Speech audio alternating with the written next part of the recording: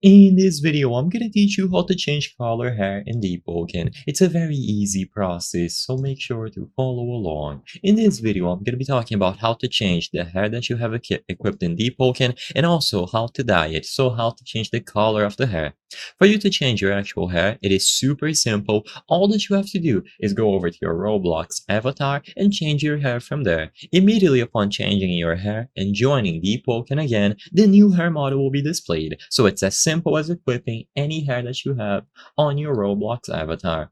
However, for changing the color, this is going to be more difficult. When you join Deepwoken, the color is going to be different from your avatar, and you will only be able to change it with a very specific item that you have to acquire on endgame. So the item that you have to acquire is a dye packet. The dye packet allows you to dye many things, including equipment, hair, eyes, resonance bells, and so on.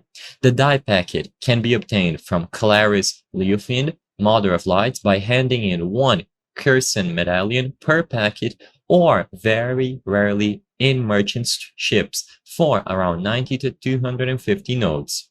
Once you acquire the dye packet, you will be able to use it and you will see this interface that allows you to dye something. So all that you have to do is choose the option to dye your hair, and immediately upon using the dye packet on your hair, the new color will be displayed. You will be able to talk to the barber if you want to use a dye remover, and you will be able to remove the color of your hair afterwards. You can change it as many times as you wish, you just need to use a dye packet. So make sure to acquire one from Claris Leofind by handing in one Curson medallion per packet, or purchase it very rarely from merchant ships, and you will be able to use it.